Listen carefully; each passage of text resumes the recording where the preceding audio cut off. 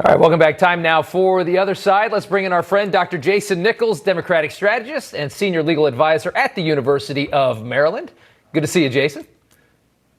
Good to see you, Rob. All right, so let's start with the border. Everybody's talking about it, right? A tweet today from North Carolina Congressman Madison Cawthorn puts it in perspective. A sheriff in Arizona said the border crisis under Biden is worse than it was under Obama. DHS says we are hitting a 20-year high. Democrats still say this is all Donald Trump's fault. I want to know whether or not you're going to try and hold that line.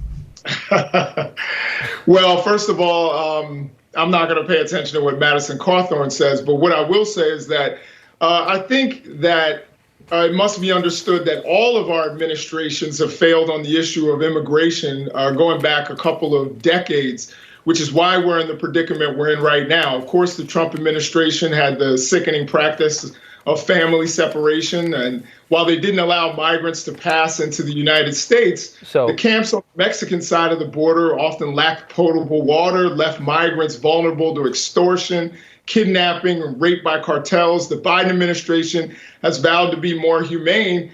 Are you, Jason? You're aware of what these cartels are doing to these people when they're leading them up here. You're aware of the atrocities that happen to women and children when they are sent up here, and we're incentivizing that to happen. No, see, that's where I'm going to disagree with you, Rob. And I think as I've said before on your program, one of the things that needs to happen is that we need to attack it at the source, not wait till it gets to the border. So we've been sending money to the Northern Triangle for years, Jason. It never works. You can't just buy these countries out of their position. Effectively done that.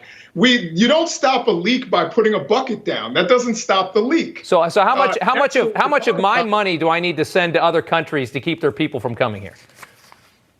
No, it's not necessarily about that. It's about securing our immigration, securing our border. The way to do that is to make it so that it doesn't happen at the border where you have these crises and people who are in serious trouble. The Biden administration is talking about a pretty relatively small amount of money, but also we're talking about the Northern Triangle of Central America, where their economies have shrunk about 6% over 2020.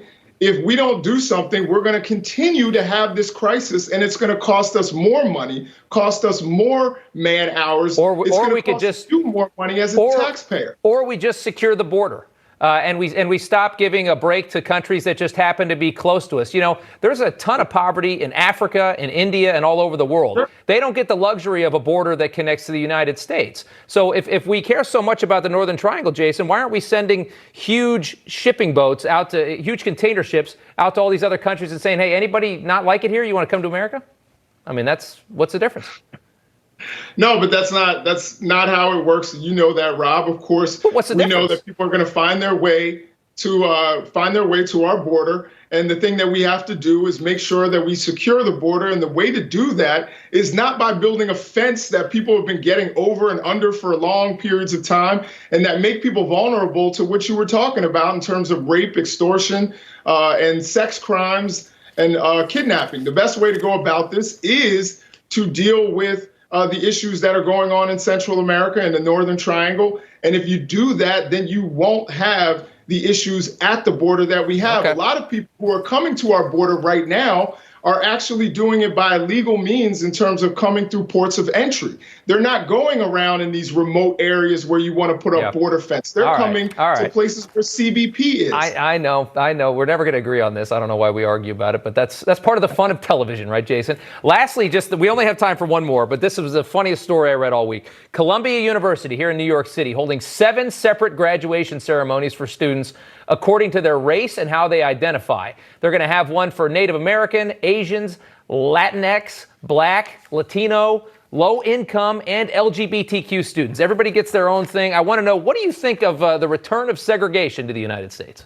I don't think that this is segregation. And if you know anything about segregation and the segregation that my grandparents and others suffered, then you would not compare this to segregation. But a white person can't go to a black graduation. Why is that different? They absolutely can. And as a matter of fact, at the University of Maryland, we have black graduation, and white students come all the time, and white family members come all the time. Because as you understand, lots of families that have black graduates why do we need to do this, though? White parents, white sisters and brothers. Why do it? Why are we doing this? So I'll give you one reason. For example, with my children, they'll probably go to a Latino graduation. Why? Because we have family members that are Spanish dominant. Therefore, but why can't we just have one graduation? At the Latino graduation, they're bilingual. So again, there's a need there so that they can actually understand every element of the graduation. So this isn't about separating. Black students can still go to the main graduation if they'd like to. Asian students can still go to the main graduation if they'd like to. There are other cultural things that are allowed or that happen at the other graduations for those. You're teaching people that we're all different. And that we're never ever going to coalesce. That we're all different. You're different than her and him and her and him. And I just think it's so divisive. It is so divisive to do this kind of nonsense. I know in some way you support it. I see it completely different. If we're all going to be together, if we're all going to be a community, then we ought to have one graduation. That's just so my kids their grandparents shouldn't be able to understand what's going on at the graduation. I mean, I can't really speak to that, but I mean, it's a graduation ceremony. Why does LGBTQ need its own? They speak English. I mean, why do you need one for? I mean, African Americans speak English.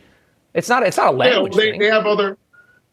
Well, I think that they have other cultural practices that many other people wouldn't want to take the time for, and I know that there would probably be a Newsmax segment on the fact that some university wants to sing the Black national anthem or something like that. And so rather than try to encroach upon the main graduation, they have a Black graduation in addition.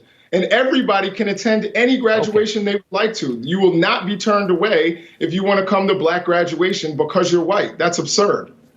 Well, at least we have that. If we're going to split everybody up and be divisive as hell, at least we can go if we want. Although I don't really think that was the intention. Jason Nichols, Democratic strategist, senior lecturer at the University of Maryland. I do enjoy the conversation. I really actually do.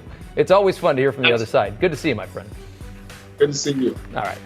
Coming up, the left goes nuts about cultural appropriation, so why aren't they whining on St. Patrick's Day? Also, a senior at an inner-city Baltimore school with a 0.13 GPA is doing better than half of his class. No joke. And climate czar John Kerry, or Madam Hines, as I like to call him, maskless in first class on American Airlines. The man who has become the standard bearer for liberal hypocrisy strikes again. Coming up.